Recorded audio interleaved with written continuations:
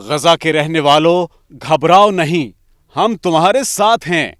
ہم ہر اسرائیلی حملے کے جواب میں ایک جلوس نکال رہے ہیں۔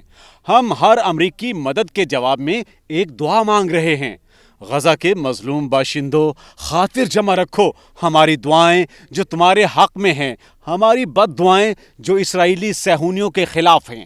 ہمارے جلوس، ہمارے نعرے، ہمارے کوسنے، ہماری تقریریں، واٹس ایپ گروپوں میں اور فیس بک پر ہمارا جوش و خروش، یہ سب آخر تمہارے لیے ہی تو ہیں۔ پھر تمہیں گھبرانے کی کیا ضرورت ہے؟ تم یقین کرو، ہماری دعائیں اسرائیلی ٹینکوں کو زنگ آلود کر دیں گی۔ ہمارے نعرے ان کی سنگینوں کو پھولوں میں بدل دیں گے۔ ہمارا ایک ایک کوسنا ان پر بم بن کر گرے گا۔ ہمارے جلوس اسرائیل کو بھسم کر دیں گے۔ اس سے پہلے بھی ہماری دعاؤں سے تاریخ کے دھارے کئی بار بدلے ہیں۔ جب ہمارے بزرگ انگریز فوج میں بھرتی ہو کر حجاز پر حملے کے لیے گئے تھے تو یہ ہماری دعائیں ہی تھیں جنہوں نے جرمن توپوں میں کیڑے ڈال دیے تھے۔ بہت جلد تم دیکھو گے کہ جنگ کا پانسا پلٹ جائے گا۔ تمہیں تو خوش ہونا چاہیے کہ اسرائیلی حکمران اور ان کے سرپرست امریکی صدور کتنی اسرت میں زندگی گزار رہے ہیں۔ ایک ایک پیسے کا انہیں حساب دینا پڑتا ہے۔ کبھی پارلیمنٹ ان سے حساب لیتی ہے، کبھی آڈٹ کے ادارے۔ یہ تو ابھی چند برس پہلے کی بات ہے کہ اسرائیلی وزیر اعظم بینجامن نیتن یاہو کو اس کی اپنی پولیس نے 3 گھنٹے زیر تفتیش رکھا اور سوال پوچھے۔ اس پر الزام تھا کہ اس نے کسی بزنس مین سے کچھ رقم رشوت لی تھی۔ اور ان صہیونیوں کے مربی امریکہ میں صدر کی یہ عزت ہے کہ صدر کلنٹن کو کٹہرے میں کھڑا کر کے ساری دنیا میں ذلیل کیا گیا تھا۔ اس کے مقابلے میں تمہارے اور ہمارے مسلمان حکمرانوں سے ان کے ملک کا کوئی ادارہ پوچھ گچھ نہیں کر سکتا۔ کیا مجال ہے کہ کوئی ان کے سامنے بات بھی کر سکے؟ کیا شان و شوکت ہے ہمارے حکمرانوں کی! ہوائی جہازوں پر سفر کرتے ہیں تو سونے کی بنی ہوئی سیڑھیاں ساتھ جاتی ہیں۔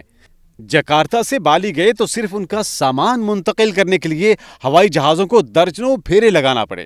فرانس گئے تو میلوں لمبا ساحل بک کر لیا۔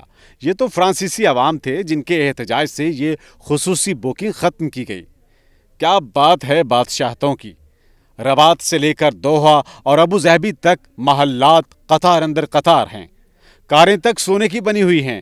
آرڈر پر بنے ہوئے ہوائی جہازوں میں خوابگاہیں اور مہمان خانے ہیں۔ غیر ملکی مہمانوں کو سونے سے، جواہرات سے اور گراں بہا گھڑیوں سے لاد کر بھیجا جاتا ہے۔ یہ اسرائیل اور امریکہ کا مقابلہ کریں گے؟ یہ تو ان کے سامنے رکوع میں ہوتے ہیں اور ان کی آمد پر پلکیں بچھاتے ہیں۔ انہوں نے اربوں کھربوں ڈالر عیاشیوں پر صرف کر دیے مگر ایک بندوق بنانے کی صلاحیت حاصل نہ کی۔ ان کی ہر شے مانگے کی ہے۔ ان کے جہاز، ان کی کاریں، ان کے مینیجر، ان کی نرسیں سب مانگے کے ہیں۔ ان کے تکبر کا یہ عالم ہے کہ اتوار کے دن لندن کا سپر اسٹور بند ہو تو یہ اسے چند منٹوں میں خرید لیتے ہیں، مگر اپنے دفاع کے لیے یہ دوسروں کے محتاج ہیں۔ یہ ہارورڈ اور دوسری جامعات کو کروڑوں ڈالر کے عطیات دیتے ہیں مگر اپنے ہاں یہ بین الاقوامی شہرت کی ایک یونیورسٹی تو دور کی بات ہے، ایک کالج تک نہیں بنا سکے۔ ان کے بڑوں نے ترکوں کی پیٹھ میں خنجر بھونک کر 2 مربع بالشت کی بادشاہتیں بھیک میں لیں، اور آج یہ فلسطینیوں کے قاتلوں کے ساتھ بیٹھ کر بزمہائے طرب میں داد عیش دے رہے ہیں۔ اوقیانوس کے مشرقی ساحل سے لے کر شط العرب تک ان کے پاس لاکھوں مربع میل کی زمینیں ہیں، اور یہ اس ملک کے سامنے بے بس ہیں جس کا کل رقبہ ان کی تحصیل کے برابر ہے۔ یہ دنیا میں عبرت کا سامان ہیں۔ لوگ انہیں دیکھ کر، ان کا حال سن کر اور ان کے طرز زندگی کی تفصیلات پڑھ کر کانوں کو ہاتھ لگاتے ہیں۔ اسرائیل کے لیے مغرب سارا اکٹھا ہو گیا ہے مگر یہ ہیں کہ مل کر بیٹھ تک نہیں سکتے۔ رہے غیر عرب مسلمان ملک تو اول تو عرب ممالک انہیں دیکھ کر ناک بھوں چڑھاتے ہیں۔ یقین نہ آئے تو امریکہ میں رہنے والے غیر عرب مسلمانوں سے پوچھئے کہ عرب مسلمان انہیں کیا سمجھتے ہیں اور کتنی اہمیت دیتے ہیں۔ ایک بھری محفل میں کسی پاکستانی یا شاید ہندوستانی مسلمان نے کہہ دیا کہ ہم نے اندلس فتح کیا تھا، تو وہاں بیٹھے عرب بھائی اس طرح اچھلے جیسے زیر جامہ میں بھیڑ گھس گئی ہو، اور فرمایا کہ آپ کہاں سے آ گئے؟ وہ تو ہم عربوں کا کارنامہ تھا، گویا بربر بھی ان حضرات کو نہیں دکھائی دیتے۔ ترکی کا جمع خرچ طبی امداد تک ہے۔ پاکستان اور افغانستان آپس میں اس کورس سیٹل کر رہے ہیں۔ بنگلہ دیش اپنے شہریوں کو پھانسیاں دینے میں مصروف ہے۔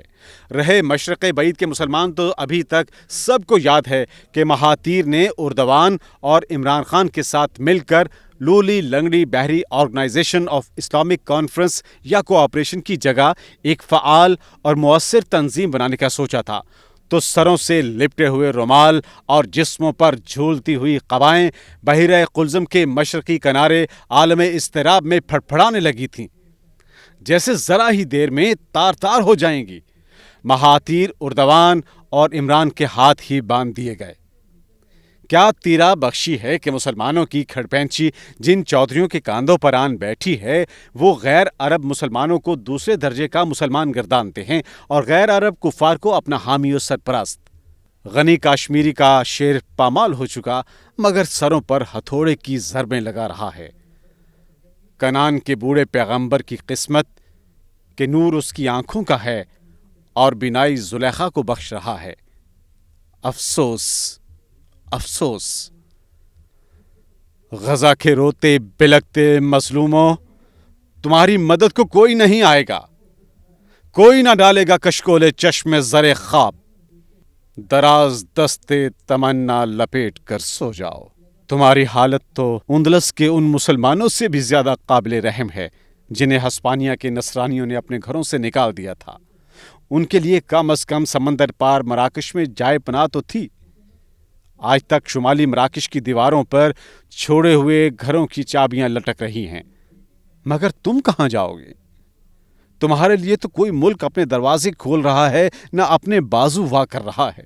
تمہیں تو کسی مراکش کی ہمسائیگی میسر نہیں۔ اسرائیل کے راستے میں آخری رکاوٹ شام اور ایران ہے، اس لیے ایک طویل عرصہ سے ایران مغرب کا ہدف رہا ہے۔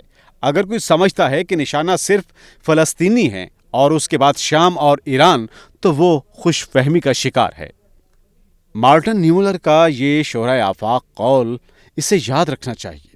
پہلے وہ کمیونسٹوں کو مارنے آئے، میں چپ رہا کیونکہ میں کمیونسٹ نہیں تھا۔